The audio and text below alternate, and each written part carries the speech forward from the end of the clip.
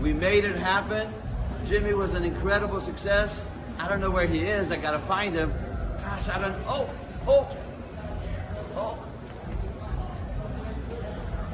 Oh, yeah, George. Oh, George. Right George. here. Yeah. We did it, brother. Yes, we hey, did. Thanks to Dan. You know what? And in the ring with Dan and Benny. Hey, brother, man, hey, he's about the most cat. I just love him to death. I love you. Thanks for having me. Hey, you're the best. I'm telling you, brother. In the ring with Dan and Benny. Yeah. We love you. Thank you so much. Dan. Mwah. Oh, yeah.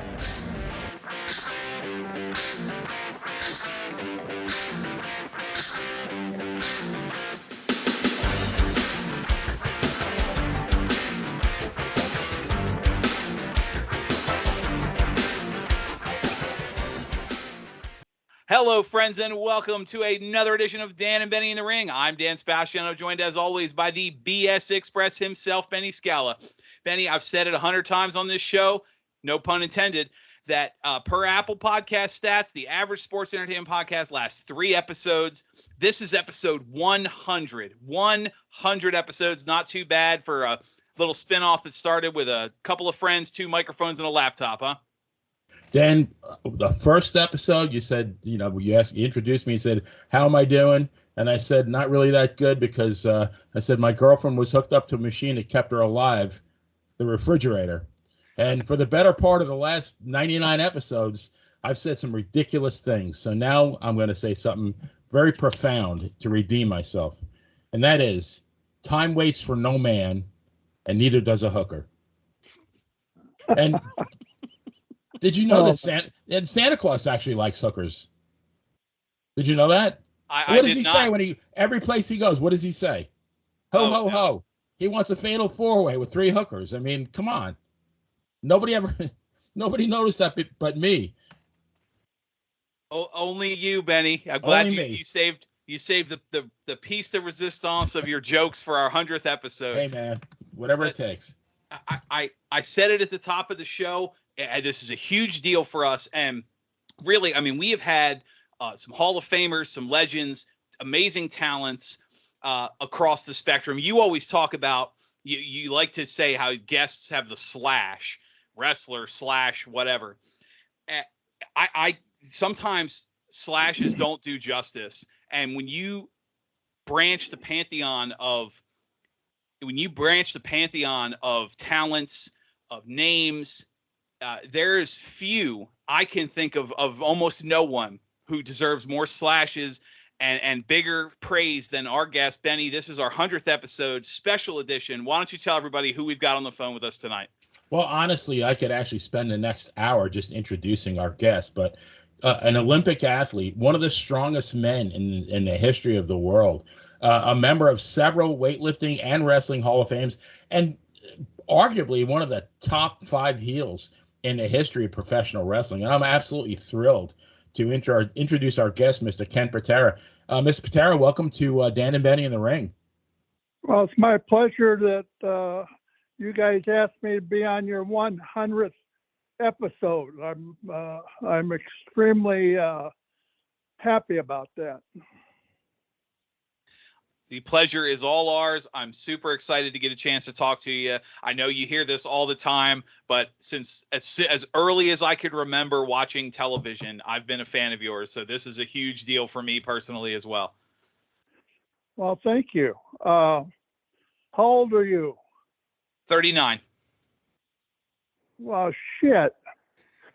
I was on TV before you were even born. That's very true. And some of the earliest tapes of, oh, you haven't seen this yet, check this stuff out. You were on all of those as well.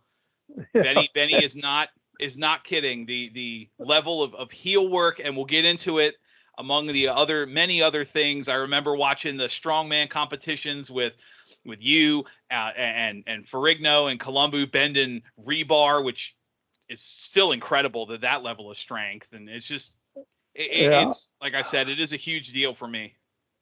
Yeah, the guy that won that first one, I only competed in the first one. And I had hurt my back in Boston Garden. I was in a lumberjack match with Bobby Backlund. And I took a bad bump over the top, and just my back completely went out. And that World's Strongest Men contest was only 4 weeks away. Well, I really didn't give it much thought. I said, well, hell, I'll be all right by then. Well, I wasn't. And my back was screwed up for about a month. And then I got out there and I screwed it up again. And out of the 10 events, I only did 5 and still took third. But, the promoter, God, what was his name? He won the gold medal in the 1956 Olympics in the hammer throw, Harold Connolly. Well, Harold went through a lot to get this dream of his up, being, the World's Strongest Men contest. And he worked for about 2 years to put that whole thing together. And then he finally got a sponsor. It was Bank of America Corporation out in San Francisco. And so I was the first one he contacted. I said, well, how many guys are you going to have compete in this thing? He says, 10. I said, well, how many do you have? He said, none. Good start. So he says, you'll be the first one. I said, well, I'll help you out, Harold. Harold had been an English teacher out there in Southern California for about 20, 25 years. So I said, I'll help you out.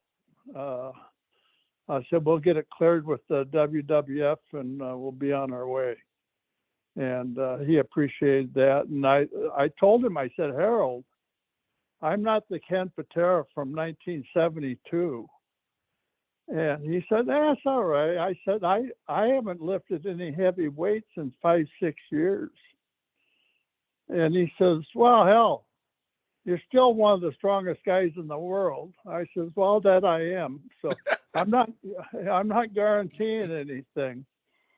So when we got out there, my best friend at the time, Bruce Wilhelm, he wound up winning it. And he had been in the Olympics up in Montreal the year before.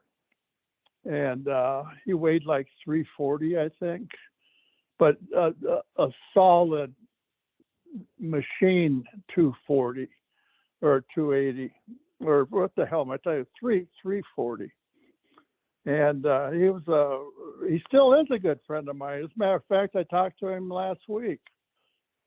He calls me 3-4 times a month. And I don't call him because I never know where he's going to be. He might be in Europe, he might be in Japan or, wherever. And he knows I'm always here. And so that's how that works. Yeah. That's a great story. I love that. Yeah. We ask every guest how they first discovered professional wrestling. I mean, you growing up in the Pacific Northwest, the Oregon territories, so much came out, especially Portland, so much came out of there. When did the wrestling bug sting you? And what kind of wrestling were you exposed to growing up? Well, I was 10 years old, and my dad asked me and my brothers, 2 younger brothers, if we wanted a television set. And of course, we all went wild. Of course, nobody in the neighborhood had a TV. So Dad went up to Montgomery Ward's and bought a television set. And I think it was a Zenith. Yeah, Zenith television set, brought it home, got it all set up. And that was in 1953. And so us boys were sitting in the living room watching it. It was on a Saturday morning. And we're watching the test tube because that's the only thing that would come on the screen was a test tube. So we were amazed at that.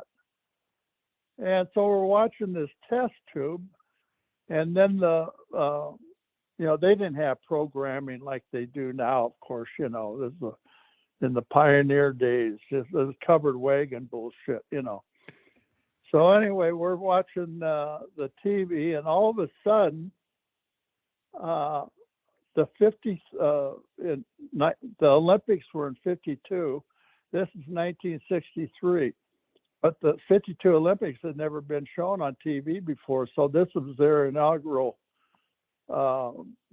deal there in Portland. So we're sitting there, and one of the first events to come up was weightlifting. And to make a long story short, the guy that I was rooting for was the American, and his name was Norbert Szymanski, who I would later become good friends with and get drunk with a few times. And of course, I was 13 then. No, I was 10. And he was, oh God, I can't remember how old he was then. But anyway, he wound up winning the gold medal in his weight class. I think he was a 198-pound class at that time. But he eventually moved up to the heavyweight class in 1960 and 1964. And let's see, he went from winning a gold medal, or no, he won 2 gold medals. And then in 1960, he won the silver medal. And then in '64, he was 42 years old. Well, shit, somebody 42 years old lifting weights was unheard of. And so anyway, he wound up winning a bronze, which is 3rd place. 2 Russians beat him. So that was quite a, and that just amazed me because his technique and everything was flawless. And here he's 42 years old. And, but we're talking about, you want to know about the wrestling. Well, right after they showed the Olympics there in 1953 on TV, the wrestling program, Portland Wrestling, came on TV, and I just fell in love with it. While being a 10-year-old and never seen anything like that, it was easy. So me and my brothers, I think we had a couple other friends over there too, because we started wrestling around in the living room, of course, breaking everything. And my mom came in with a broom and broke it up. Beat us after death with that fucking broom. But, of course, we were just laughing at her, what the hell is she going to do with the broom? Didn't matter. She could hit us with a goddamn steel bar. And we went to felt it. But anyway, that was my first taste of professional wrestling, 1953. Ken, moving ahead to high school, so you come from a family of superb athletes. You have 2 brothers who played in the NFL, one who actually went on to coach with the Seattle Seahawks. And high school, now this is, I was very surprised to learn this, that you actually did the high jump and the high hurdles in high school before you hurt your ankle, and you switched over to shot put, and then you also wrestled and played football. Did you, of all of those things, did you have a favorite? Well, I loved running the high hurdles, and because I had a lot of spring in my legs, let's say. I could stuff a basketball when I was 5'10". Wow. And the first time I did it was the day I graduated from grade school. Wow.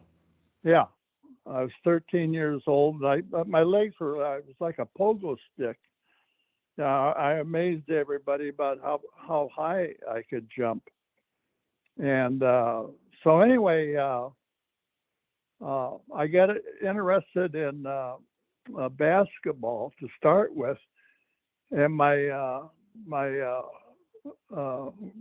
could have started a fan club for this guy, Wilt Chamberlain. Oh yeah.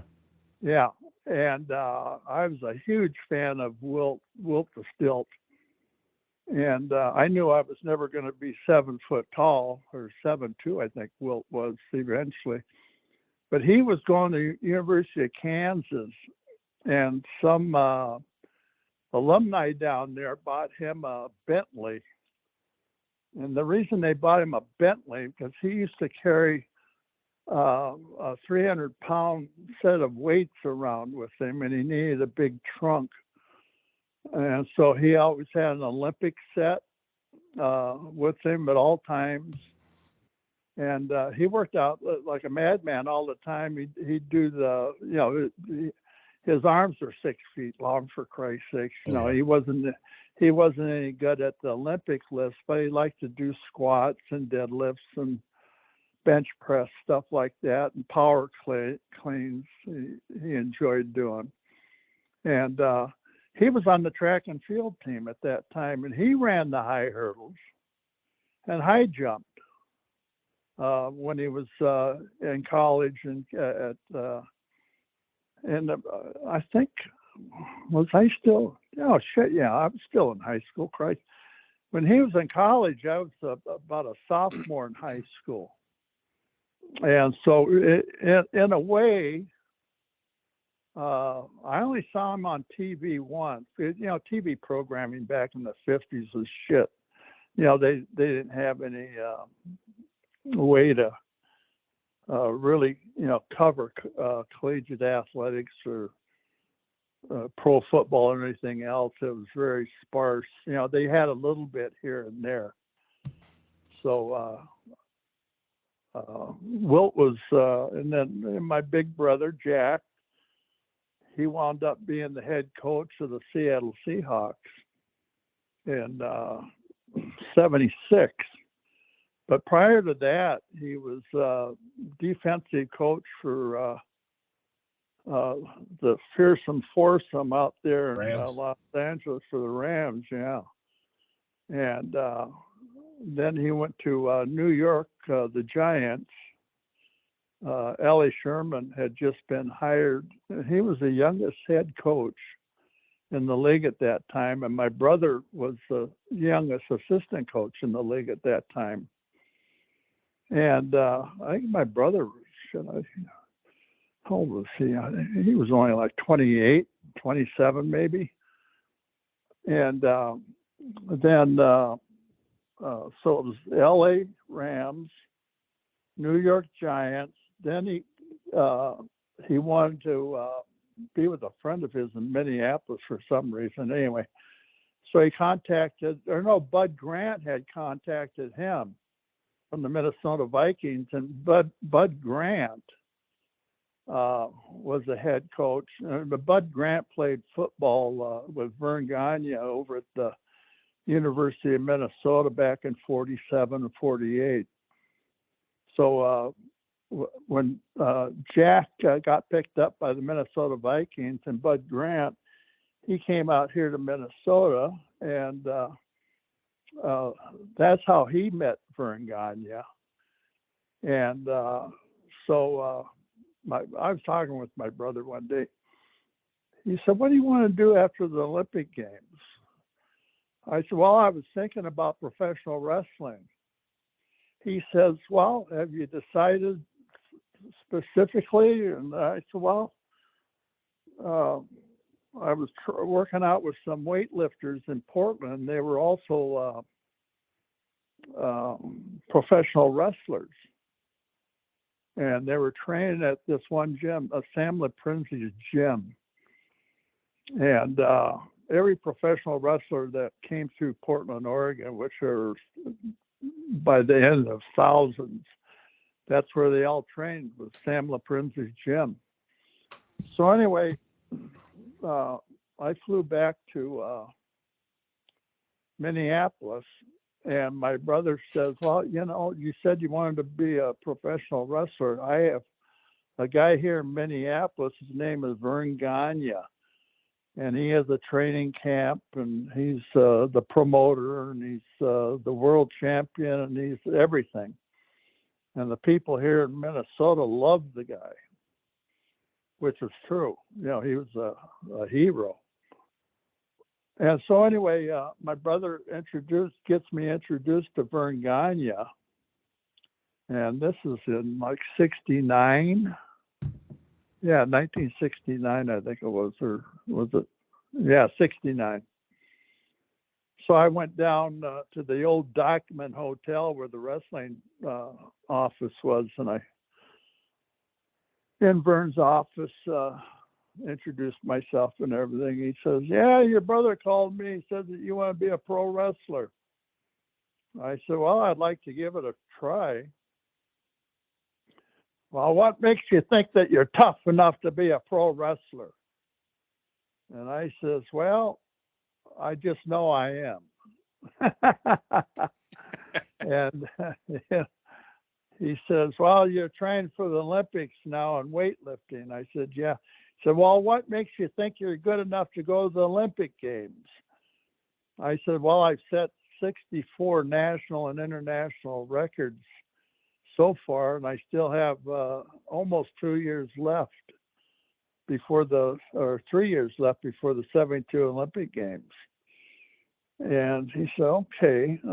He said, "God, I didn't know that you were that good." I said, "Oh, yeah, I am."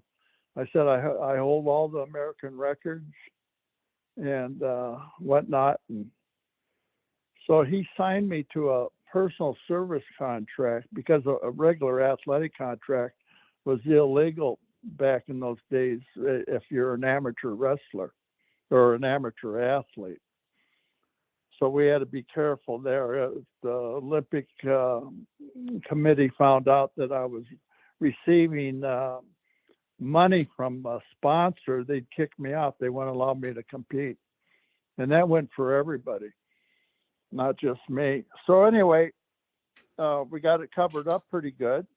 And he sponsored me all the way through to the Olympic Games over there in Munich, Germany in 1972. And then when I got back to Minneapolis after the 72 Olympic Games, I was roommates with Ric Flair at the time, before I even went to Germany. And I was roommates with him a year before that too, because I was training for the Pan American Games down in Cali, Colombia. And so when I went down to Cali, Colombia, I set all the Pan American Game records and won 4 gold medals in that competition, the Pan American Games. So Rick was just bugging me for that whole, "God, Ken, you got to introduce me to Vern Gagne. You know, I want to wrestle." I said, "I know you do, Rick, for Christ's sake." I said, "You were born to be a pro wrestler, and you're going to be a pro wrestler. It just takes time." So when I got back from Munich, Germany, I got back to the house that Rick and I were sharing with a couple other guys and half a dozen girls, I guess. That's it? Yeah. Rick was, That was just for Rick. Yeah, that's what I mean. Rick was after the pussy all the time. Oh, yeah, all the time. I mean, it was. It started early. Yeah, and he was only 21 years old then. Wow. And so when we finally got into wrestling, Rick didn't have to chase the girls anymore. They chased him. And man, I remember Wilt Chamberlain came out with a book saying that he screwed more than 10,000 girls. I read that book. Yes, he did. Yeah. Well, I think Rick beat him by about 5,000. Oh yeah. He was doing 2-3 girls a day, and cost him his marriage a few times, but he didn't really think much of the marriage deal anyway. Although he's married now, and to this girl Wendy, and I guess she was in the business for a little bit. her dad, I think, was a big ice hockey all-star up in Canada. But anyway, kind of losing my train of thought here. Ask me another question.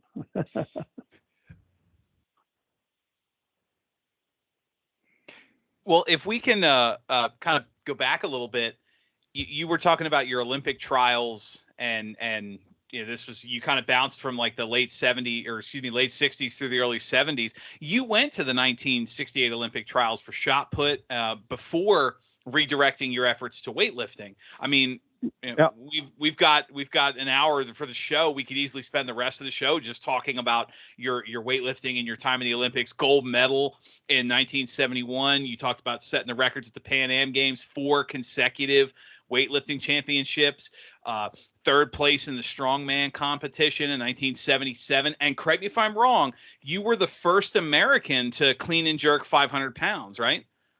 And I was also the first American to clean and press 500 pounds. That still stands to this day. And wow. Yeah. I was the only American to ever press 500 pounds overhead, not bench press shit. Yeah. This is the type of military press. You have to pick the weight up off the floor to your shoulders and then press it over your head. That's and incredible. I did that in the 70 in a meet down in San Francisco in 71. And then I did it again in 1972 at the Olympic trials in Detroit City. And the guy I told you about earlier from the 53 Olympic Games, Norbert Szymanski, Mm-hmm. he was from Detroit. And I got the best picture of all time. He was backstage when I was warming up for my lifts. And so when I was out on the weightlifting platform in front of a sold out house, the main floor was sold out. The balcony was sold out. There was people trying to get in through the doors and everything. And so anyway, while I was doing a military press, that's the first lift, a photographer snapped a picture. And behind me, you can see Norbert with the curtain pulled back from the stage and with his head sticking out watching me do the military press. Man, I had that picture till today. Wow. Yeah, he was my hero. 1953, I was 10 years old. He was an Olympic champion. And so after that meet, Norbert had a friend with him. We all went out and got drunker than shit. We were drinking beer and doing shots of whatever he was buying, but he couldn't buy the shit fast enough. I didn't care. The hotel was just a couple blocks away. But anyway, Detroit and this thing was downtown Detroit at the Masonic Temple. Downtown. It was right across the street from the telephone company. And Christ, there was cop cars all over out there as we were coming in. What are all the cops for here in downtown Detroit? Ken, this is a horrible city. Gangs run it, and so because of the weightlifting being down here, the police department has extra duty cops on and undercover cops and everything else. I said, wow. And so anyway, but the girls that worked at the phone company, when they got off their shift, they were escorted out to their cars by a cop. That's how bad that's how bad it was. Yeah. So anyway, But anyway, I asked Norbert. I said, Norbert, you ever come downtown here? Fuck no. He said, I don't want to get shot by some stupid acid head or junkie. I said, well, I don't blame you. That's how bad downtown Detroit was then.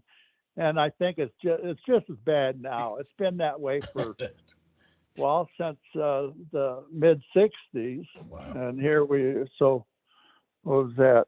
Almost 60 years, yeah. Yeah, 60 years ago. Yeah, it's just been a gang city, you know, criminals, junkies, prostitutes, you know, it was just a terrible place.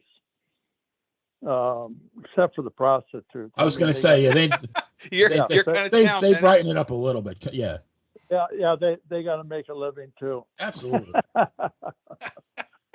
But anyway, yeah, that was, and so I had a hell of a meet. I set, I think, I don't know how many records I set in that meet. That was the national championships and the Olympic trials all rolled into one. And if you won that, then you were automatically on the Olympic team. And so that's how the team was, you know, made up of all the winners. And it was, how many weight classes? I think there were 9 weight classes back in those days. And so I think there's more than that now. I think there's 12. Like every 8 or 10 pounds, there was a new weight class. And I'll tell you, some of those little guys could move some iron. And so anyway, I pressed 503 and I clean and jerked 506, I think it was.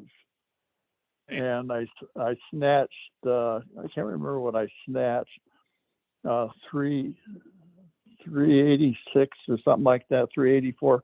But anyway, that was a meet that got me to the Olympics. And then I had one more meet about 6 weeks before the Olympics. And I clean and pressed 503. I snatched 386 and a half. And I clean jerked like 503 or 504, whatever it was. Anyway, I wound up with a total of 1396. And that was 8 pounds ahead of Alexia from Russia. Wow. So I went into the Olympics with the highest total in the world that year. Unfortunately, I had a bum knee. And that knee acted up about a month before the Olympics. And God, I was trying to find a doctor that could fix it. But I couldn't find a doctor that said they could fix it and guarantee me 100% because it was that bad. I mean, I just wore all the cartilage out of it. My knee, my left knee was bone on bone. And I mean, pretty hard to lift world record weight when you have a bad wheel. And people said, well, God, Ken, what are you going to do? I said, well, I'm going to compete. I don't have any choice. I said, this is going to be my last meet. After the Olympics, I'm going to become a pro wrestler. Oh, my God, you got to give it 4 more years. I said, I already gave it 4 years, and I got an injured knee. If I go another 4 years and have another injury, I'm going to lose all that income. I'm $25,000 in debt, thanks to the Amateur Athletic Union here in the United States. And that was after Vern Gagne sponsoring me. I mean, it was $100 a week, but $100 a week is all I really needed to live on back in 1972. Right. Yeah, that's how long ago was that? 50 years? 50 years. Yep. 50 years ago, Uh, and so I said, yeah, what the hell? I'm not going to go another 4 years and get injured and not be able to, feed myself. So I said, screw it. No, I'm going to become a pro wrestler. And that's how I got into wrestling. I went back to Minneapolis and contacted Vern, told him that I was back and that I won everything. And he says, yeah, I know. He said, I followed it. He said, good job. He said, now you have to go to the Olympics and win everything there. I says, I will. I said, there's one problem. I got a bad knee. He says, yeah. The first thing he asked me, he says, how's your knee? I said, it's fucked. And he says, you'll tough it out. You'll work through it. And I says, I know I will. So anyway, I didn't work through it. It got so goddamn bad. I was we're over in Munich, getting ready for the Olympics. We got there about 8 days early. And because I was in the super heavyweight, so they did one weight class per day. So they did like the 123, 148, 165, 181, 198, and so on and so forth. And so then the super heavyweight division, which I was in, we were on the last day of competition. And so I wound up being in the what the hell they call it, the training room of the West German, because the United States, all they worked on was basketball players and runners from the track and field team. That was it. I said, fuck you assholes. And so I went over, I met this girl that knew one of the trainers over at the West German compound. And their facility was about, 10 times bigger than the American facility. And they had everything there. They had ultrasound machines. They had the dip tanks, that were like 15,000 degrees below zero. And I guess they call them, what do they call those? Plunge tanks.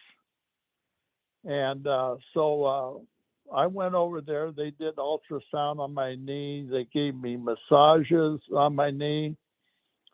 And then, the ice and cold packs and everything.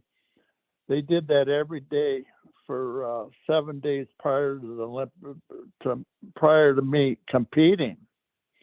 So the day comes for me to compete, September 5th, 1972. What happens in 1972, September 5th, at the Olympic Village? You guys remember? Yeah, that was the attack. Yeah. The ragheads from the Middle East came over the back fence of the went after the Israeli athletes. Yeah, the Israeli compound was right 20 feet from that back fence. Well, they scaled that in like 2 seconds and broke into the Israeli compound and started shooting it up. Now, I don't know how many people they killed. And the thing is, we could see that from our dormitory across the courtyard. We're maybe 200 yards away, but no obstruction. Wow. And we were up on like the 10th or 11th floor. We looked right down on that. We could see the assholes come out of the rooms with their ski mask on, their black ski mask, holding those automatic weapons. And holy shit, I'm looking over there. I said, what the fuck is going on? And it was on TV at the same time. They were televising it live. And so one of the other weightlifters came banging on my door. He said, Ken, you got to come over here and watch this on TV. I said, fuck you. I'm watching it right now out of my window. Yeah, live and in color. And so that was just a mess. So later that day, about 9 o'clock at night, they canceled the Olympics. They said that's because this is such a horrific situation. We have to cut the Olympics, stop all competitions, and that's it. If you're in a sport that still has to compete, too bad, you're canceled. Wow. And I said, son of a bitch. So anyway, I was on the track and field team, like you guys know, and so those guys, the weight competitors, discus throwers, hammer throwers, shot putters, those guys had a room just a couple floors below me. So I met up with those guys, about 7 or 8 of them, down the lobby, and I says, anybody have any ideas? It's like noon at that time. Well, everybody was hungry, and the cafeteria at the Olympic Village served dog food. And so we said, fuck that, let's go downtown Munich and get some real food, maybe get a few drinks.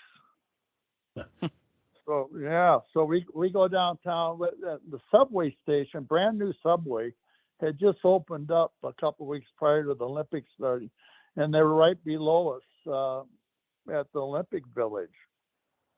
And so we just, walked down, took the steps down, got on the subway car, and went all the way downtown Munich. It wasn't too far. I don't think it was more than 10 miles. So we get down there, and so I said, you guys want to go over the Hofbrauhaus? They said, yeah. I said, well, I'll try across the street. So that's where Hitler used to give all his famous speeches, prior to taking over Germany, back in the 30s. And so we go over there. It's a huge place, fucking huge. We couldn't get in. There was a fucking line a half a mile long. And I said, shit. So I said, hey guys, we're never going to get in here. So I asked the German guy standing next to me, I said, is there a place around here that serves good food? Wiener Schnitzel and ham hocks and all that, like the Hofbrauhaus. Oh yeah, they're all over. You go down here on the next corner. There's a great restaurant down there. And I said, they have a big bar? Oh yes. Oh yeah. It's a lot of beer, a lot of schnapps. I said, probably have a few fat German women too. Oh yeah. Oh yeah. So we walked down there, and God, I had a platter of Wiener Schnitzel and a big ham hock, a big pile of potatoes and sauerkraut. And the other guys, we all ate the same thing. And everybody was just stuffed. And then we started drinking. I say, I don't know how much we're going to be able to drink. We're so full. Well, we managed to drink till about 3 in the morning. So as a matter of fact, we had to get another meal. But I don't know how many beers. And they come in like 24, 26 ounce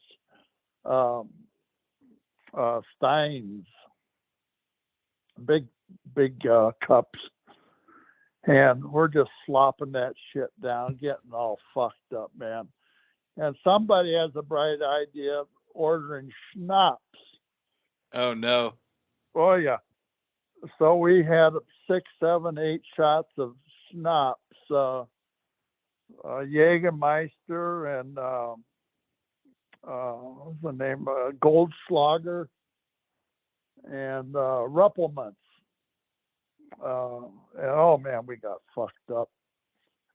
And about half a dozen times I thought we were going to get in a fight with those fucking German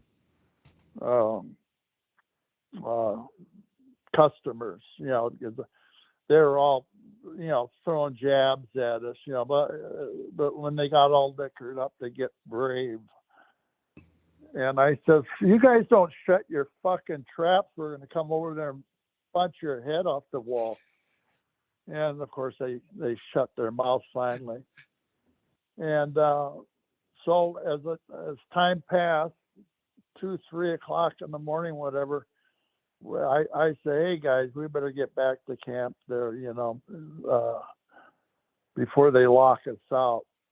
And so everybody agrees. And so we go back there, and I said, hey, I saw this Rudy Sablo at our compound. I said, Rudy, he was the team representative for the Olympic team. And I said, Rudy, I said, these assholes still canceled? Yep. We haven't had any notice. And they said, don't do anything until they get back to us, but it doesn't look good. You know, I said, wow, they've made up their mind to cancel this fucking thing. Mm. Well, something happened about 5 a.m.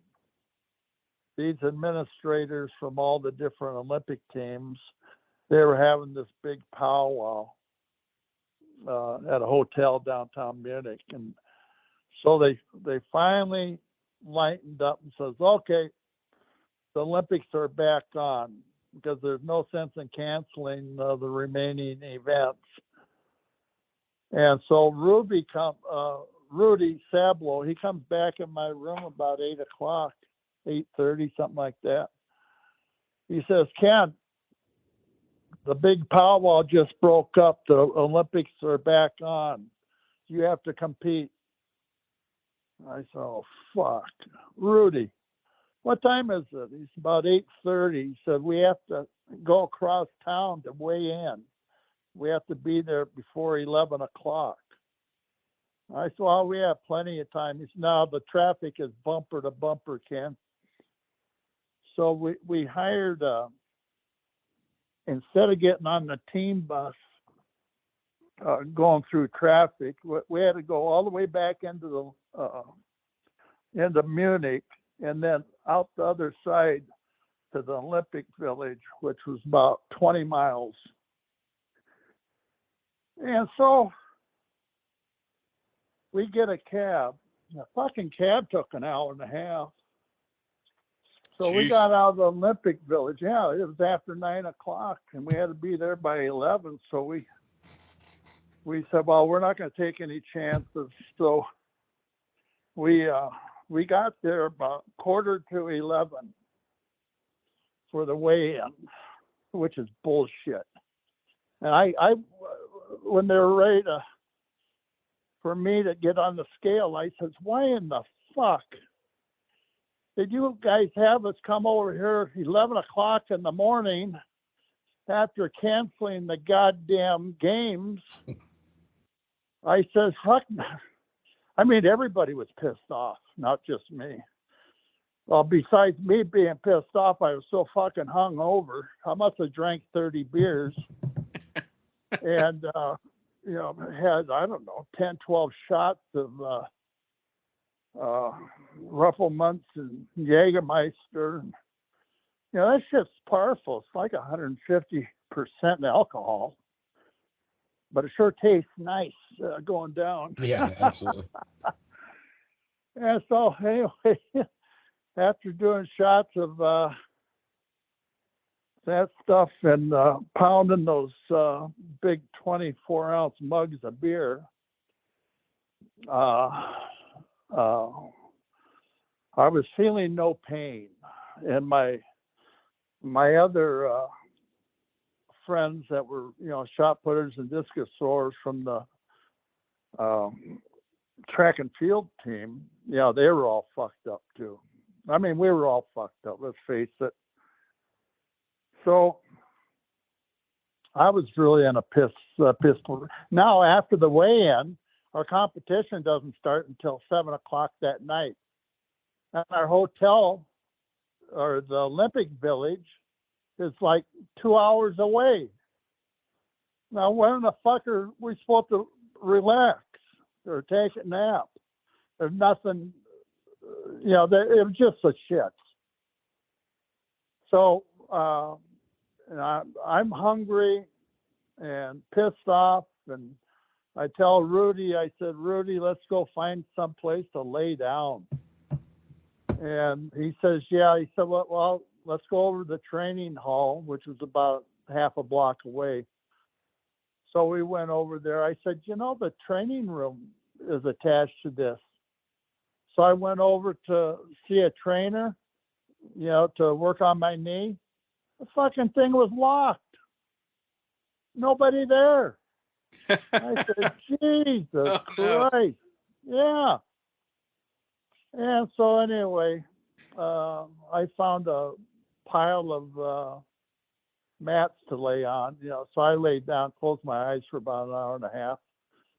And, first we had something to eat. And so we got back there about 2 o'clock, I guess, and laid down for an hour and a half, maybe 2 hours. I got up at 4.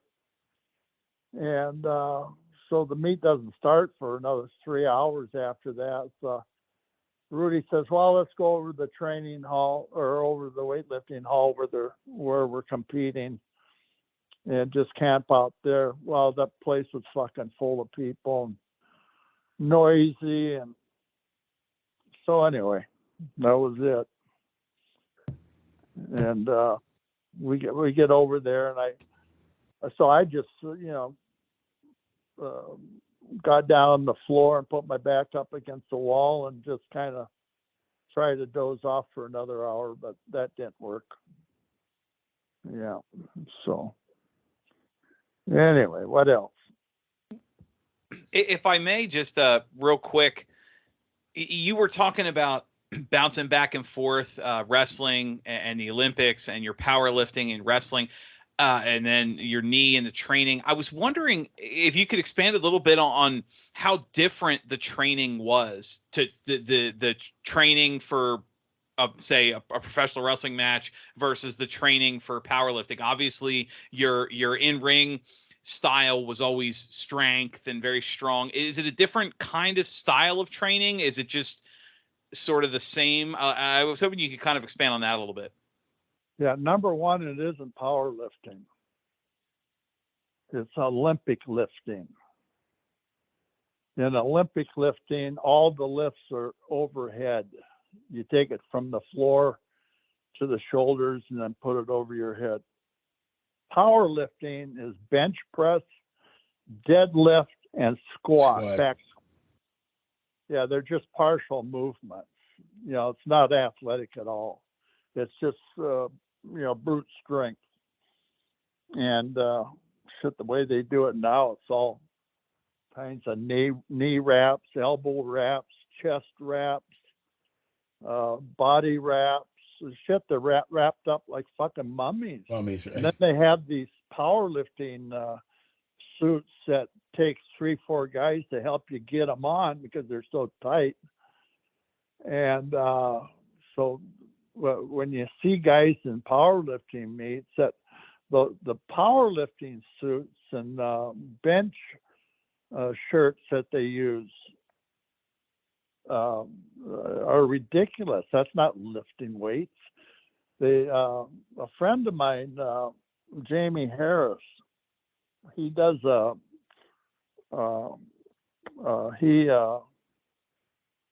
Elvis Presley impersonations, and he's really good at it. And when he doesn't compete anymore. He's about 54. But Jamie, first time he ever used a bench shirt, he held the world record in the bench press at 765 pounds or something like that. Back when it still had some resemblance of being a real event. But anyway, he put that bench shirt on for the first time, and it increased his bench press 80 pounds. 80 pounds. Yeah. And he said, Jesus Christ, this is unbelievable. No wonder everybody wears these things.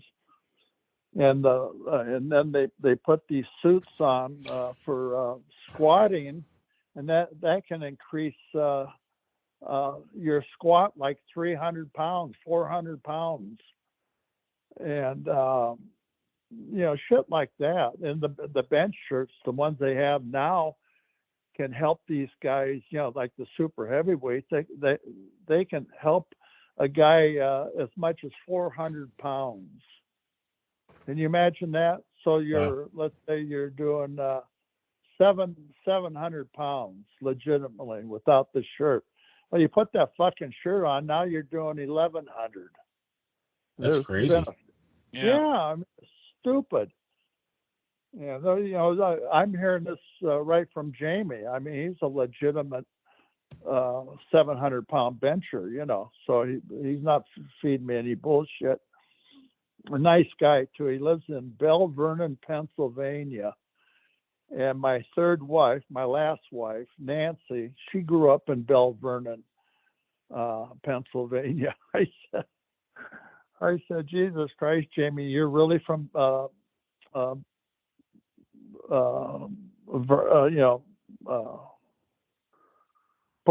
I say? Bell Vernon? Yeah, Bell Vernon, yeah. I said, you're telling me you're from Bell Vernon? I said, sure am. I said, my last wife, Nancy, grew up in Bell Vernon, right down on the fucking river. Oh, she's a river rat. I said, that's exactly what she was, a fucking river rat from Bell Vernon. And was that the Monongahela River? Yeah. Yes. You had three rivers that came together up at the point in Pittsburgh. You had the Monongahela, and you had what was the other one? I remember that's why they called it Three Rivers Stadium in Pittsburgh back in the day. And they used the word confluence of three rivers. And the only one I remember is the Monongahela because it was catchy. Yeah, and the Ohio. One of the rivers was the Ohio River, and God damn, fuck! I'm almost 80 years old. I can't remember anything anymore. Oh no! But, yeah. Oh no.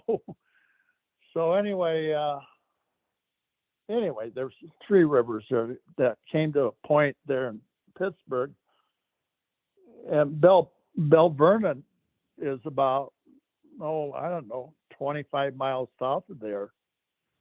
So her family grew up on the riverbank of the Monongahela, and before there was dam control there upriver, they got flooded out about every other year. And I mean, the fucking water would come in 6, 7, 8 feet high in their house.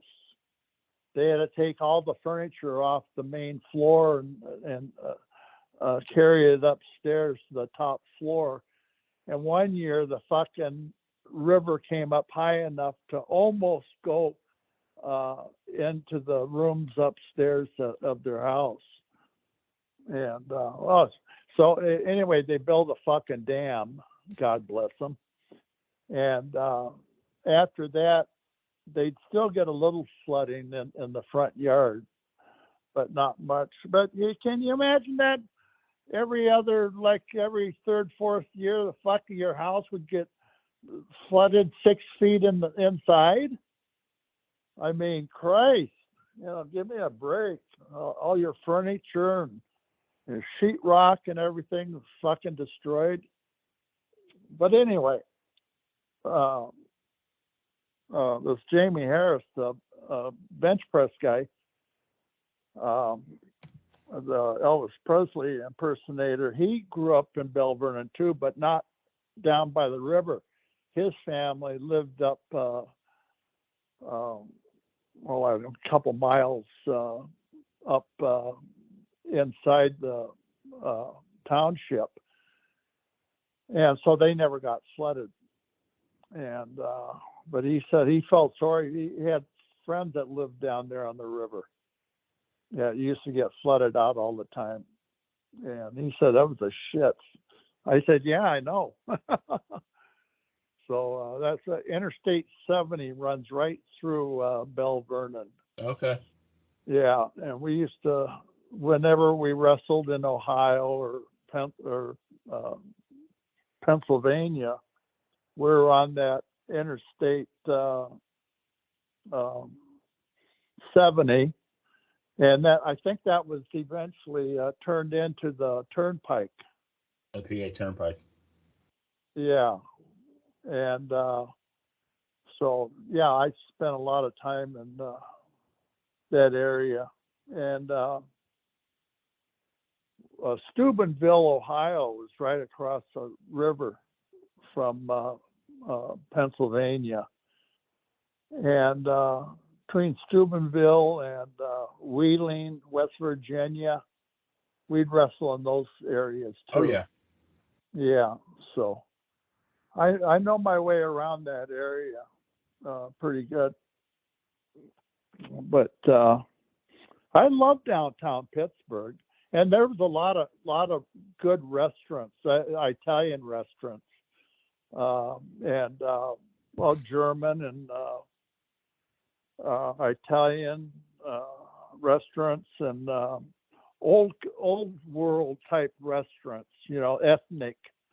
A lot of ethnic people. You know, the Polacks would live here, the Russians over here, the Germans over here, you know, the Italians, the Greeks, and Christ, they all had their own neighborhoods, and the restaurants were fantastic. And yeah, I loved Pittsburgh. But yeah, so anyway. So Ken, I'm gonna do a synopsis of your career here. You started late '72 in the AWA. Stayed there for. Hold on. Yeah.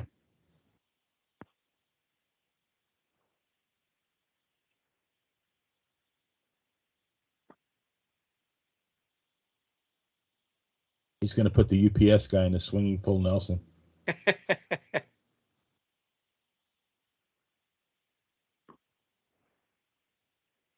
I had to get a pinch of Copenhagen between the gum and lip. Oh, priorities there. So absolutely. So we got hopefully I get this all right. So you broke in late '72 in AWA, close to a year and a half there. You wrestled for Fritz von Erich for a bit.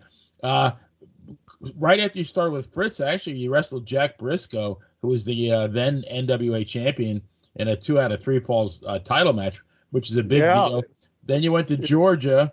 You went to Mid-Atlantic. You worked a huge program with Johnny Valentine, who was their top heel. And then eventually you moved to WWF. So, and you came, I guess you started really full-time at beginning of '77. So maybe about 5 months later is when Billy Graham beat Bruno for the title. And this is something I always wanted to ask you, because the first time I saw you, I thought, holy shit, this is the guy that could beat Bruno for the title. Was there ever any talk about you being the man instead of superstar Billy Graham, or maybe even taking the title away from Billy Graham? Yeah. When I first started up there for Vince, the old man, you know, he was interested in me. I was there less than a month, and he came over to me and said, Ken, how do you like this business? He says, I know you've only been in a couple of 3 years or so. And I said, yeah. He said, well, we run a pretty tight ship here. Bruno's been our champion for quite a while now, off and on for God, I think 10 years. Close. yeah, 10 years anyway. And so anyway,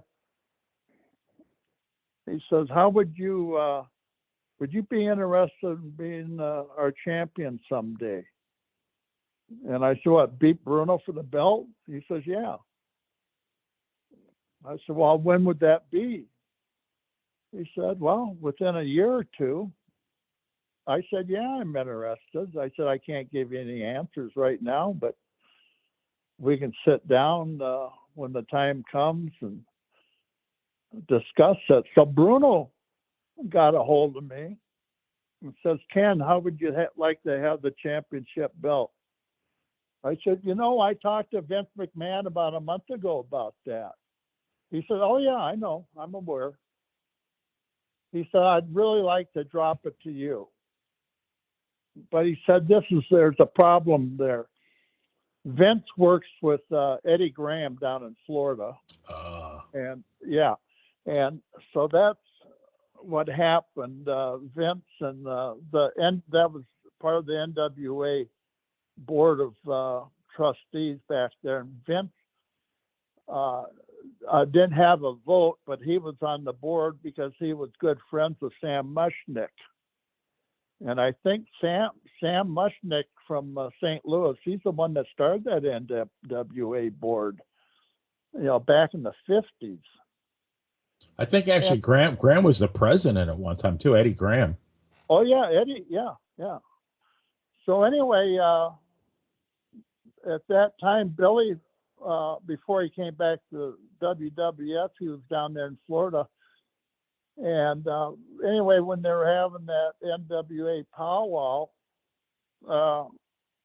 Eddie got together with McMahon. And at that time, Vince agreed with Buddy, or with Graham, that superstar Billy Graham could be the WWF champion. And when Billy left the WWF a couple of years prior to that, him and Ivan Koloff, and they both had heat with the old man. And the old man said, "Fuck this goddamn superstar mentality." He said, "I don't want any more goddamn superstars." So he was grooming Bob Backlund at the same time. I think he was working for the Funk Brothers out there in Amarillo, Texas. And so when they brought him, or then he went to Florida, and Eddie Graham was, and Vince, those guys talked all the time. But my name was still on the top of the list. Anyway, I don't know what the fuck happened. Anyway, they bring in Superstar to the WWF and work about 2-3 city program with Bruno, and then Bruno dropped the belt to him. And but Bruno came to me and says, "Ken, I know that I told you that I'd probably drop the belt to you, but politics as it is." He says, "You're next in line." Well, I knew I wasn't next in line. I knew that they were fucking programming this kid from Minnesota, Princeton, Minnesota, Bobby Backlund. And they said, well, so I was the biggest name that never held a championship belt, except for I held a lot of, I think I had 34 belts altogether in my career. I had the Intercontinental belt, the belt from St. Louis. You won both of those belts. I didn't mean to interrupt you, but that's something to note, that you won the NWA Missouri Heavyweight title, which was one of the most prestigious regional territory titles, and the WWF Intercontinental title 4 days apart. You beat Pat Patterson for the one, and you beat, I think, Kevin Von Erich for the other one. Yeah. That's amazing. I was the only one to do that. I was the only one to hold those two belts simultaneously. I was the only one. And I mean, I wrestled all the world champions at the time. Starting with Bruno, Superstar Billy Graham, Terry Funk, Harley Race, Ric Flair, Jack Briscoe. I wrestled them all. And we did good bits. I'll tell you a funny story. This is a funny fucking story.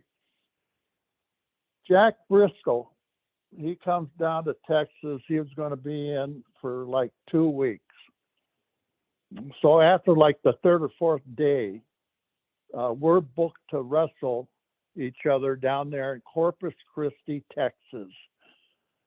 And at that time, Corpus Christi was a little fishing village. Beautiful weather, beautiful beaches. I mean, perfect place for a vacation. But for a wrestling match, not so much. They had a nice building there that probably held 3,000-4,000 people, a couple blocks from the beach. And so the day of the match comes. It's a Saturday night. And I went over early. Matches started at 8. I got there about 6:30. Nobody there. No fans milling around like they normally would be. And 2 or 3 wrestlers up in the locker room. And then finally, about half an hour later, Jack Briscoe comes up to the locker room. He says, Ken, how you doing? We've never met. I said, yeah, that's right. I said, I'm doing fine. How are you? He says, good. He says, is anybody going to show up to this fucking place tonight? I says, well, the rumor is that there was no TV. Telly Blanchard's dad. Oh, Joe, yeah. Joe Blanchard. He was running the show down in Corpus Christi and San Antonio and a couple other smaller towns. And anyway, he was all fucked up. He was in love with some 20-year-old girl. And I think he had just got divorced or something. And so he's running around South Texas, with this young girl. I don't know how old he was. He had to be close to 50 at the time.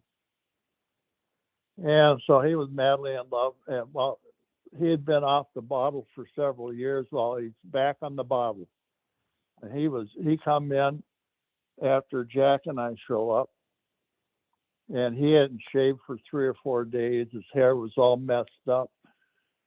And he had a pair of Levi's and a T-shirt on. He just looked like a drunk off the street. And he smelled like one, too.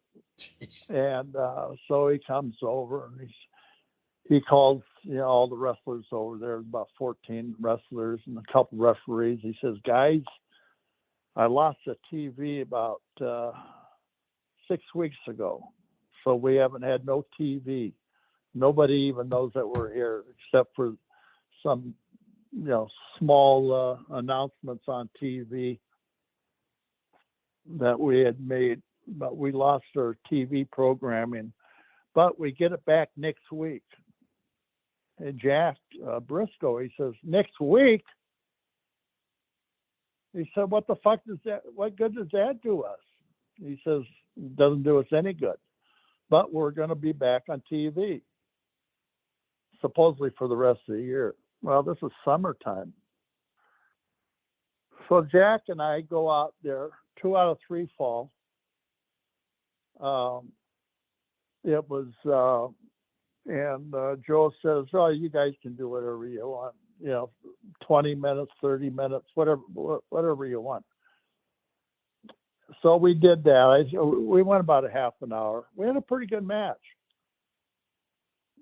Now, at that time, I was only in the business for a couple of years, so I wasn't the greatest worker or anything at the time. And so we worked out a match, up there in the locker room. And we went out and we worked our asses off. You know how many people were in the actually people paid in the audience? 87. It was less than 100. Wow. You weren't far off, man. It might have been 87, but I think it was closer to 70. Oh. And we didn't count the house. It's never a good thing, right? No. So anyway, we get back up to the locker room after the match. I put Jack over in the third round with a count out, I think. So anyway, he gets his hand raised. We get back up to the locker room. Joe's up there, with the money to give us. Down there in Texas, they paid us that evening after every show.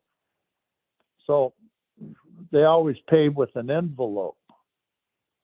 So he puts his money in the envelope and everything and hands everybody their envelope with their money in it. So I opened mine up, $25. Oh my God. Oh, wow. Yeah. Well, you have to understand there was less than 100 people in the house. Yeah. And ticket prices back in those days, I think ringside was $5 or $6. So I don't think the gate was more than $500 at the most. Maybe 600. But anyway, Jack opens his up. And he's looking at it. He says, Ken, how much did you get paid? I said, $25. How much did you get paid, Jack? 40. Oh, and that's the world champion, right? Yeah, world champion makes $40. Wow. And I says, holy fuck. There were no guarantees back in those days. Right. Nothing. And so I said, I can't even get drunk tonight on this money. He says, well, we'll go out and have a few beers anyway. And he says, this is what I'll do. I'll buy. Beer was only $1 a piece back in those days. Hard drink, whiskey and Coke was probably $1.25, $1.35 maybe. So we got plenty fucked up. So the Blackjacks were on that deal, Jack Lanza and Mulligan. Mulligan. Mulligan was really a nice guy. Lanza was kind of a prick. But Mulligan's really a nice guy, down to earth. And so we're at this fucking bar, the strip joint, and whiskey a go type clubs, back in those days. They had the bar we were in was about 3 stories tall. No floor, just the ceiling was like 30, 40 feet high. So they had, as a strip joint, so they had all these girls, these go-go girls in there. They had platforms sticking out of the wall like a staircase going up to the ceiling. And there had to be 20, 25 girls dancing and, with no clothes on. I said, my God, those girls don't have any clothes on. And tits were flopping all over the place. And I said, holy shit. But we had a good time. And boy, did we get fucked up. And of course, there was always your usual tough guys in there, and they started fucking around. Mulligan put an end to that real quick. he went over their table, turned their table over, knocked them out of their chairs. Says, if you assholes keep it up, I'm gonna fucking knock all of you out. And he said, I would suggest you guys moving on to another bar. They fucking ran out of there like rats. Good advice. Yeah, yeah. And so anyway, that was our night. Wrestled the world champion, Jack Briscoe, $25 payoff. Yeah. And then, when I worked with Harley and when I worked with Terry Funk and Ric Flair and all those guys, of course, we were bigger venues, sold out. And Bruno, of course. Yeah, Bruno. Oh yeah, I used to make $3,500 to $4,000 with Bruno. What matches those were? Holy cow! Do what? Those I actually watched one on Sunday. It was I think I told you about it, the Texas Death Match. I think it was just about 3 or 4 months after Bruno lost the title, and so. Yeah, but anything went. I as much as I love Bruno, I tell you, I think you got screwed because number one, you try to bring a chair in the ring and the referee took it away. I'm thinking like, there's no rules. Like, what? Why couldn't he bring the chair in the ring? And then I actually think Bruno's shoulders were on the mat, but yours got counted out. But I have to. This is something that's been on my mind for like probably 45 years. So like, you're going to help me clear my conscience here, Mr. Patera. So you'll be forever known for for ending the career of Billy White Wolf, which I say is good riddance. Like, BWW. The only good BWW is Buffalo Wild Wings, in my opinion. But so I have to ask you, like, am I a bad person because I actually enjoyed that? You're a wonderful, good person. Thank you for liking that. Oh, I feel redeemed. 45 years of guilt. Yeah, I love it. Was there a backstory? Obviously, he was going somewhere else, right? Was he going to the AWA, I think, or? No, he didn't go anywhere else. Oh, he didn't? Okay. No, he went. He had I think he still has it. He had a condo at the condo complex there on El Moana Canal, which is a real prestigious condo complex in Hawaii, in Honolulu, right up, not far from the beach, maybe 3 blocks off the beach. It was a gorgeous fucking place. And it was right on the canal there in Honolulu. It was on the east side of Honolulu, I believe it was. And, going towards Diamond Head, the old extinct volcano. And so he made a deal with Vince. He had this growth on his back, up towards his neck. And, it was driving him nuts. And so he talked Vince into paying for the operation. So he had the operation, and I don't remember where he was living at that time, other than Hawaii, but I think he was still living in Hawaii. So he flew back to Hawaii and had a doctor that he knew, cut that growth off his back and neck. And it was protruding a couple inches. I mean, it was very noticeable. But it was benign, it wasn't cancerous or anything, but he still wanted to get rid of it. And so we did the swinging full Nelson there where I wouldn't release it, then all the wrestlers from the locker room come piling out into the ring to, pull me off and, to try to get me to break the full Nelson. And so I eventually broke the full Nelson, but I held on to it for a couple minutes. And so it was believable. Very. Yeah. so when he went back to Hawaii and had the operation on that growth, he stayed there for, like 3 months. Well, eventually, and his tag team partner at the time was Chief Joe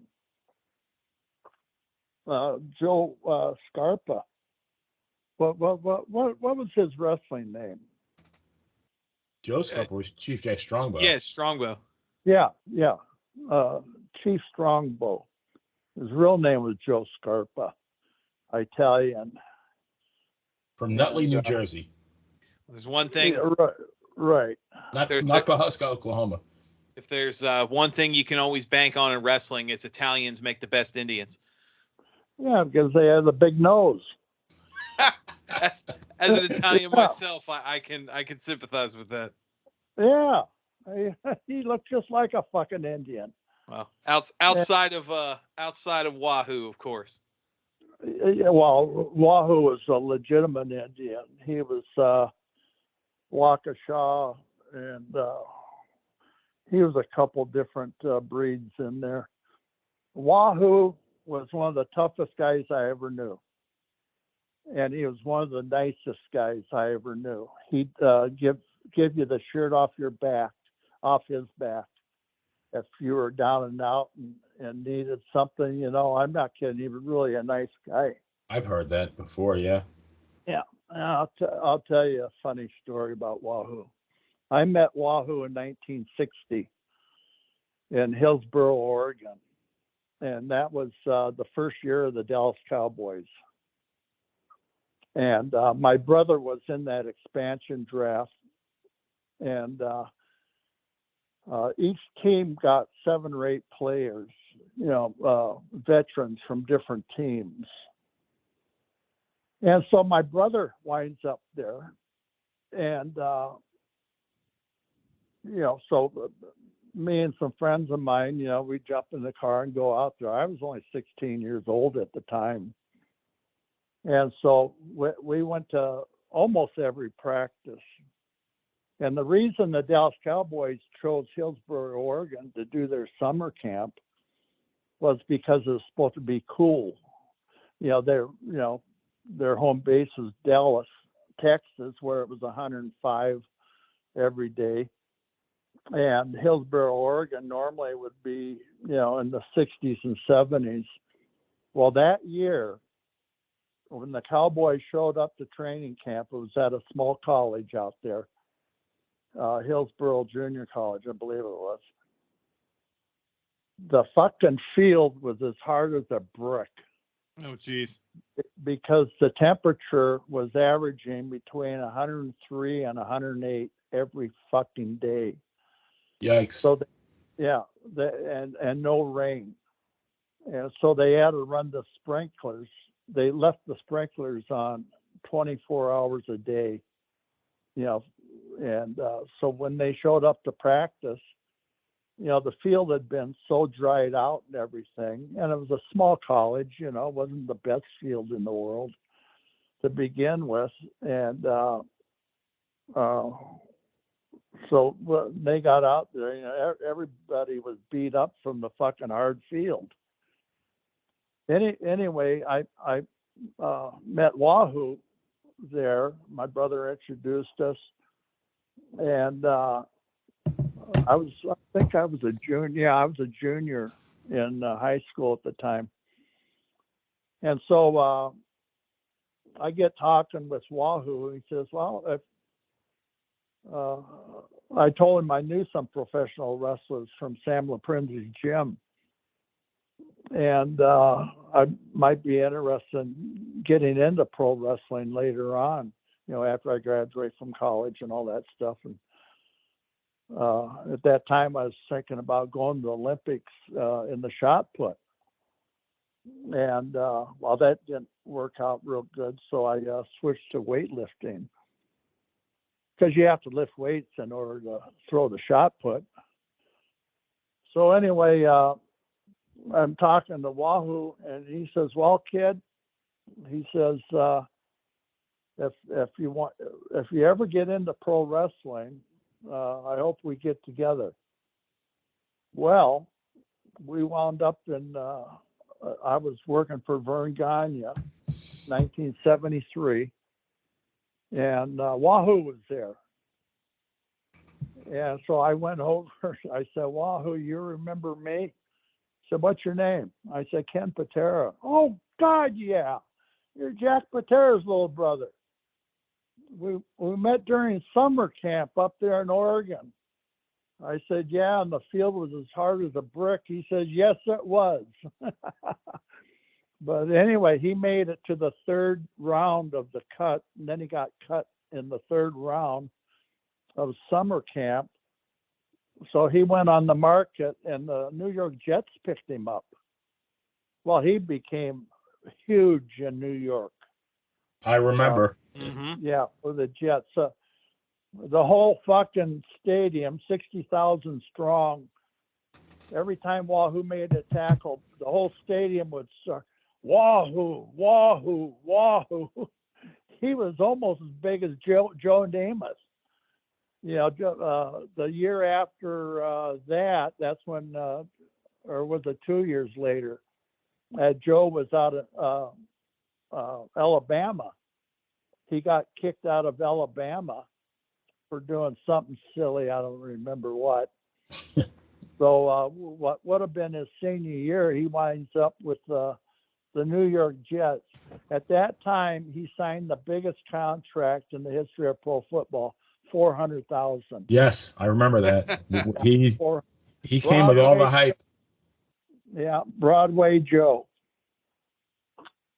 So I never met Joe, but we had the same doctor. He had 4 operations on his knees. I think 4 operations on both of them. You know, so 8 operations altogether. So it was Dr. Ferguson down in Oklahoma City. I flew down there 10 months before the Olympics. And that was the first operation I had on my left knee. And so from weightlifting, you know, and I was just, you know, getting ready to trying to go to the Olympics with a bum knee. But anyway, Dr. Ferguson says he does like 60 football players' knees every year. And he was a go-to surgeon for knee surgery. So I can't remember who gave me his phone number, but I called him, talked to his secretary. Well, Dr. Ferguson's all booked up until May. I said, May? I said, I'm going to be in the Olympics a couple months after that. He said, I said, I need a knee surgery. He said, so she says, I'll have Dr. Ferguson call you. She says, where do you live? I said, Minneapolis right now. So a day later, Dr. Ferguson calls me. And so he says, my nurse says that you need a knee surgery because you're going to the Olympic Games in September. I said, yeah. And that's when he told me, you know, the history of operating on football players. And he was just, so that's the day before I get down there. So I was talking to him in first of December. So I went down there at the end of September or the end of December. And he says, yeah, Joe Namath just checked out of the hospital. He said, that's the 4th operation I've done on his left knee. I said, yeah, well, that's my left knee. And I said, that sounds like you have a lot of experience with left knees. He said, yes, I do. But he was rated the #1 knee surgeon in the world. Wow. At that time. So he says, he asked me, I asked him how much it was going to be. He says, well, I've never given a donation to the Olympics before, so I'm not going to charge you anything. Oh, wow. Yeah, but he says it's $750 for the operation and the hospital bed, everything. He says, I'll pick up that tab. Nice. Yeah, I says, God, $750. Fuck, that was like $1 million to me. Back then, yeah. Yeah. And so anyway, back in 1972, so he does the operation and everything, and I fly back to Minneapolis, and I'm on crutches, and it's snowing out. So Vern wants me to go to some nightclub with him and a couple of his buddies, and he ran around with a lot of rich people, a lot of them. Most of his friends were very, very wealthy. So we're downtown Minneapolis on 7th Street, and that was a real, rocking place at the time. So I don't know how it was that one of his nieces were there. She was a beautiful girl. What a hell of a body and everything. So she asked me to dance. I pointed to my leg. I said, I'm on crutches. Oh my God, what happened? So I told her, I injured it lifting weights, and it had been bothering me for about over 2 years. So I flew down to Oklahoma City, had it operated on, and now I'm back. And she says, well, where do you live? I says, I live over at Canterbury condos, just out on Excelsior Boulevard. She said, oh. I said, would you like to come over after we're through drinking a bar hop? And she says, yeah. So I get over there. I had this big water bed in my living room. I fucked her for 4 or 5 hours. I swear to God. That's not where I thought that story was going. Yeah. Oh, no, I did. Yeah, beautiful tits and nice body. Good looking girl. So what is the show rating now, Ted? It went from Yeah, R to X? Yeah, I have a cast on my fucking leg, on my left leg, from my balls down to my ankles. But I got the job done. That's right. Ain't no stopping it. Wow, that's a great story. So about a week after that, I was sat down at the wrestling office talking to Vern. He said, "How was last night with my?" He mentioned her name. I can't remember her name. I said it was fantastic, Vern. I said I fucked her on my water bed in the living room. Good job. Oh man, I'll tell you. What other sport can you get these stories? Oh my God. Yeah, well, I was actually just a weightlifter at that time, but I was, that whole 1972, and my knee healed up about 80% until about a month before the Olympics. And that would have been in August, because the Olympics were in September. And my competition was September 5th, 1972. And so it didn't heal up completely. And so anyway, that shit happens, And I wish it hadn't, because I know I could have won a gold medal. Absolutely. No doubt. If you're 100%, yeah, absolutely. If I was 100%, I would have won by 50 pounds. Wow. Yeah, 40, 50 pounds, easy. Yeah. But that big, fat fucking Russian, he didn't have any injuries.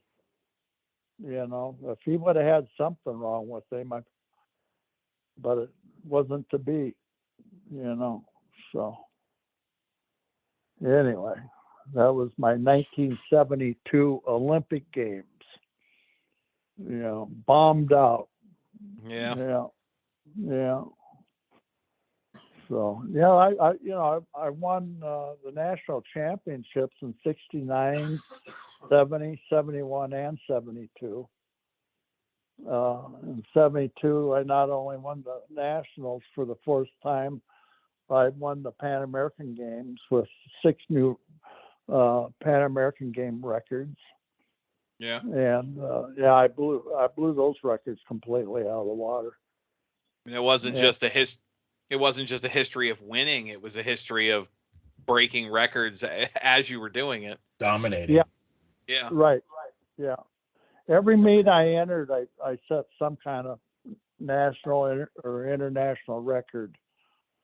And so, I had a pretty good career, even with having a bum knee the last 2 years in weightlifting. So can't argue with that. No. Well, I mean, we looked at tonight. We've talked wrestling, weightlifting, and I mean, your other accomplishments and in sports. Well, that's what I was about to say. I mean, legendary wrestler, legendary athlete, apparently a self-professed legendary sex machine. So let's wrap up tonight with final thoughts. How do you want history to remember Ken Patera? Oh, well, that I gave it my all, no matter what I did, whether it was in athletics or in business, or just being a good guy. I might have offended a few people over silly stuff. I never went out of my way to talk down to anybody or abuse them or anything like that, like I know a lot of people in the wrestling business had done. And I just didn't want to be that way, because shit like that follows you home too. Absolutely. If you're abusive out in the public, you take it home. And I was never abusive. I was married 3 times. So I struck out 3 times, and that was the end of my marriage career. I never got married after that last divorce. But I have 2 beautiful daughters, Emily and Natalie. They're, oh God, how old are those kids now? 41 and 30, 41 and 37, I think. Something like that. But right now I live with my oldest daughter and her family. I built a house. I sold my other house that I lived in for 30 years down in Minneapolis. And we're up here in Hinckley, Minnesota. It's 100 miles north of Minneapolis, St. Paul. And I live on one end of the house, and they live on the other end. It's about 130, 140 feet long. And so in order to visit with them, they either walk down the hallway to my apartment, or I walk down the hallway to their house. Yeah, their place about 3 times the size of mine. Well, I don't need a big place. Right. I have 1,000 square feet, which is bigger than I actually need. But yeah, I'm real comfortable here. Live out in the country. I don't have any neighbors to yell at. Right. It's a beautiful place. I've been there. Hinckley? Yes. Oh, okay. Yes. I went to the casino there a couple of times, actually. Yeah. It's a huge casino. Very, very nice. Yeah. I haven't been there since I moved up here. I only live a mile away from there. Yeah. Maybe my son lives in North Minneapolis, so maybe the next time I visit, you and I can go to the casino and we can take care of some tough guys. Or you can take care of some tough guys, and I'll cheer you on. I don't take care of anybody anymore. No, I'm too relaxed. I just turned 79. I thought it was my 80th birthday, and but I'm only 79. Yeah, you're a year behind our sponsor, Jimmy. Jimmy is August 6th, I think, 1942. You're what, November the 6th, 1943. My memory serves me correct. Right. Yeah, we talked about that. Yeah. Yeah. So I had a good career in pro wrestling, and as I was wrapping it up, that was my third or fourth time that I was in the WWF back in '88, and I just got, I was out on the West Coast, and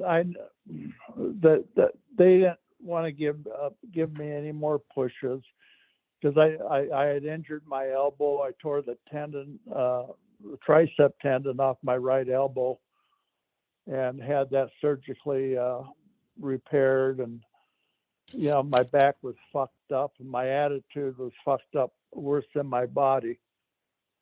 And I just wanted out. So I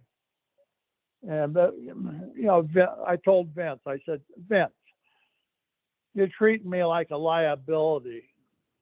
And I'm still a good asset for this fucking company. But if you're going to continue to underpay me and fucking put me in all these shit towns, I said, I'm done. Well, God, let's talk about it. I said, no, there's nothing to talk about. He said, well, could you put over Bad News Brown and Big Boss Man and King Kong Bundy? And I said, well, how many guys you want me to put over? I said, I don't give a fuck. I got till SummerSlam. That was the first SummerSlam. I said, I'll put over everybody I get in the ring with. How's that? Would you really? I said, yeah. I said, I have no problem with that. I don't give a fuck.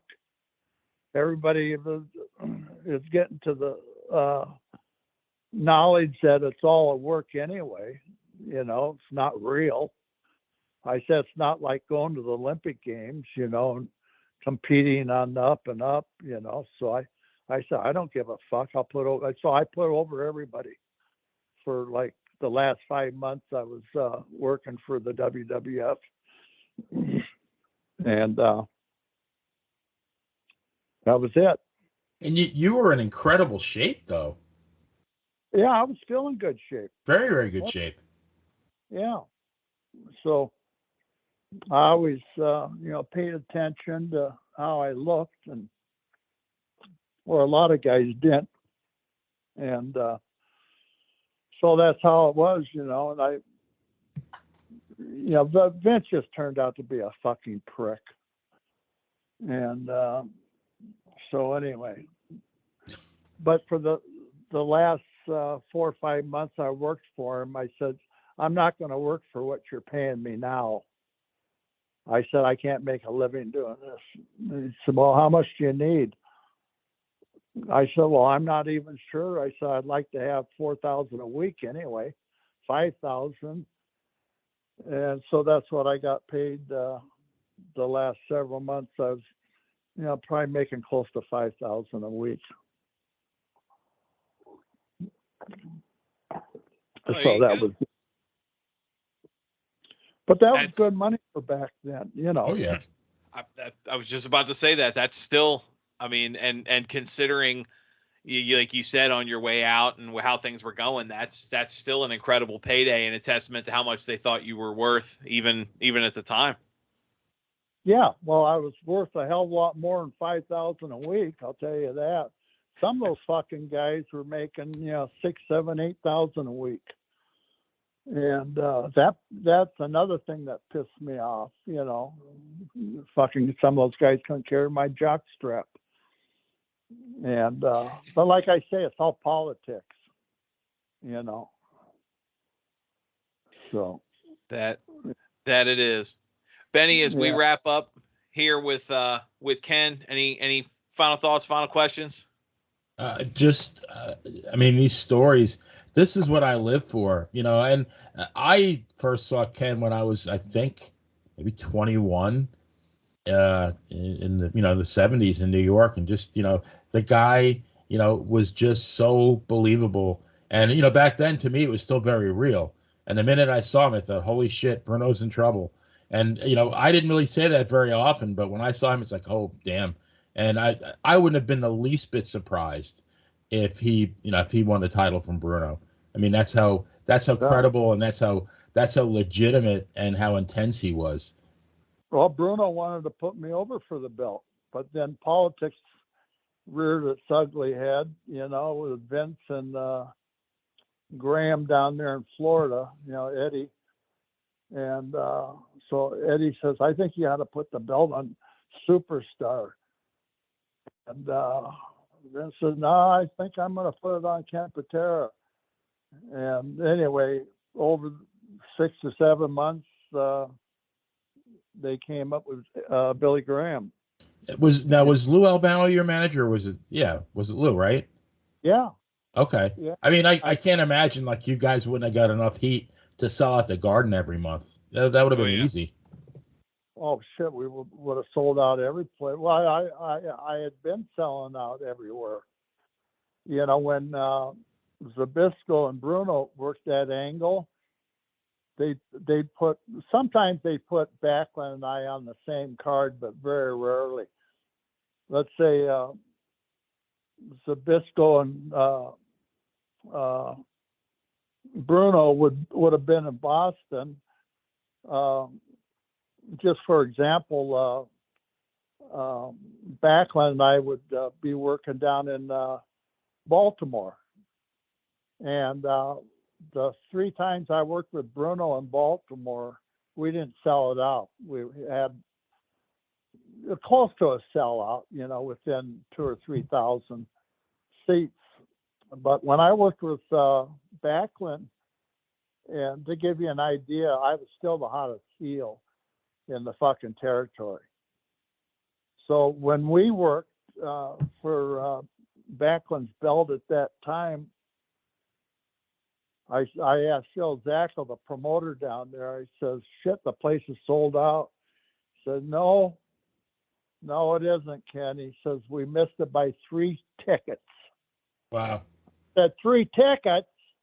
I said, that's a sellout. He said, yeah, he started laughing, He says, yeah, it was definitely sold out. And I never came that close to selling out with Bruno. I think out of the 3 times I worked with Bruno down there in Baltimore, we came within 2,000 was the closest we came to selling it out. Yeah. Safe to say you made more than $25 for that show, huh? Made 35. And a Subway sandwich. Right. At a Subway, right? Yeah. So yeah, we had I had good runs with Backlund. I had Backlund's first match in the WWF. He was still he came in, and Vince's idea, I'm going to have Backlund on TV for 1 full year. I'm going to put him over,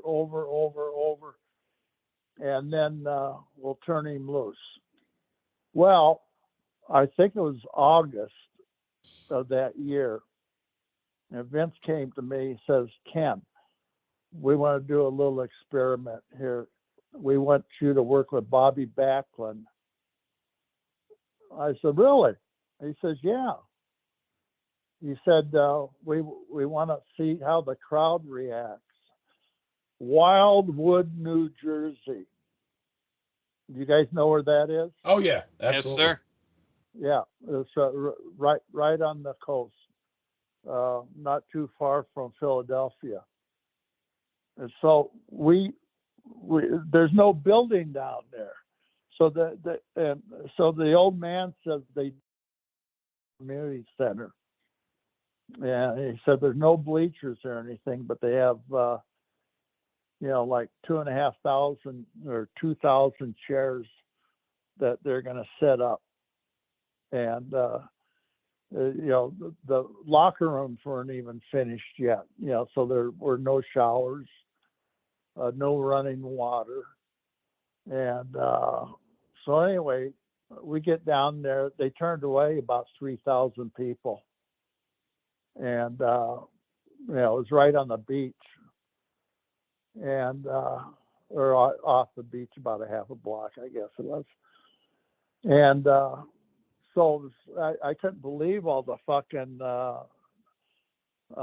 tourists down there and how many fans there were. It was ridiculous. Yeah, we could have, if that building held 8,000, we would have sold it out. Yeah. It's really funny though, and I don't know, because I did some research on this. At the same time Bob Backlund was on New York TV, he was still wrestling in Florida, but he wasn't exactly setting the world on fire. I mean, he was losing a lot of matches. He wasn't really over down there at all. No. Which I thought was kind of strange. If they're preparing to give this guy a huge push, why didn't they put him over down there as well? Yeah. Well, that's Eddie Graham for you. Yeah. Yeah. So anyway, they put Backlund over like King Kong, Superman, all rolled into one. And so when he came out, he was already over. Especially working with the hottest heel in the territory. Right. That had to help. Everywhere I worked with Backlund, it was sold out. Everywhere. Didn't matter if it was a small town in between town or a big arena. Everything was sold out. Yeah. And then Bruno and Zbyszko, they'd be working the same night that Backlund and I worked, but they'd be in a different town. Is all. And we drew just as much as they did, if not more. Yeah, every night. Yeah. So anyway. Well, I can't thank you enough for your time. I could listen to these stories forever, and I know you've got so much more to tell. Before we let you go, Benny and I were talking before we got you on.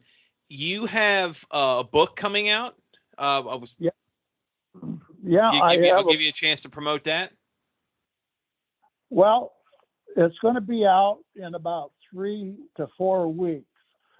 We're shooting for Christmas, but it might be New Year's before it's out. I'm holding a publisher's copy right now. It's going to be Ken Patera, Weight of the World. Nice. That's a catchy title. Yeah, it has a picture of me on the front cover, my USA singlet with, it looks like the Mid-Atlantic Heavyweight Championship belt around my waist. I have a red singlet on and my red jumpsuit on. And let's see, I'm my natural hair color, and it says not for resale, not for resale, not for resale, right across the front. Can you believe that? I can't even sell my own fucking book. Jeez. Yeah. Just take a Sharpie and cross that out and sell the damn thing, right? Yeah, but on the inside somewhere, I'm going to have my old saying, win if you can, lose if you must, but always cheat. Yep. Yeah. But I didn't start cheating until I was a bad guy in pro wrestling. I didn't even really cheat then, You didn't cheat. You were just misunderstood. The referees were always at the wrong angle. That's right. That's a good way to say it. Or they were just incompetent, one or the other. Yeah, I think they were incompetent. Yeah. Yeah, so that's it. That's great. Again, I can't thank you enough for your time. This is, I mean, our 100th episode. We wanted it to be a big one. We wanted it to be legendary, as it were, and you delivered on every front. These are great stories, and I know everyone's going to love hearing them. Hit it out of the park. That's my baseball reference, Dan. The what? I always come up with a baseball reference. I said you hit this one out of the park. Oh yeah. Yeah, I think so.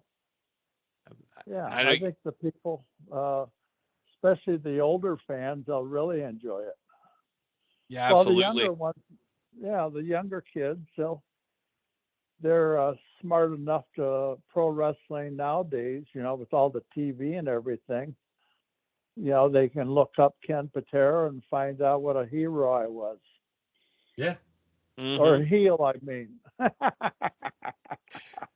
I think at this point in history, they're both good words. Absolutely. Oh yeah, I think so. Yeah, we can do this again if you'd like. Absolutely. Yeah, give it 3 months, 6 months, a year, whatever, and we do it again. Yes, sir. That'd be great.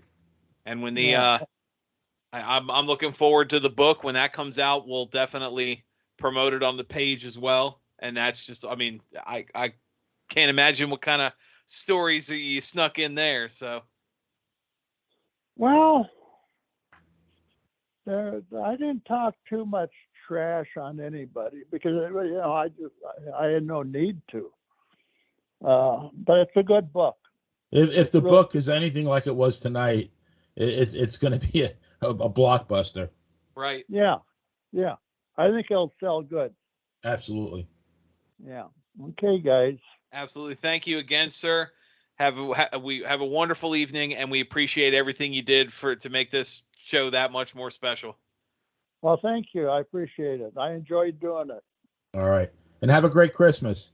Yes, sir. Yeah, you too. Happy New Year. Thank you. Thank you, sir. Okay, guys. Thank you. Bye-bye. All right, Take care. Ken. Bye. Benny, episode 100, you can't write, and I know it sounds cliche, but you couldn't write a script better than this episode went tonight. I mean, for months and months and months, I thought, man, if we ever make it to episode 100, like, what's it going to be like? And in my wildest dreams, it couldn't have been better than this. I mean, this is phenomenal. We were, what was it, 2 hours, and it just flew. At no point does it feel, this is our longest episode ever, and at no point does it feel like that. And I know the listeners are going to feel the same. And it's just, it's such a wonderful feeling, and it was a great time. And really 100 episodes. We have our active fan page. Everything is outward and upward, as I say. We're moving. We've got regular listeners in multiple countries.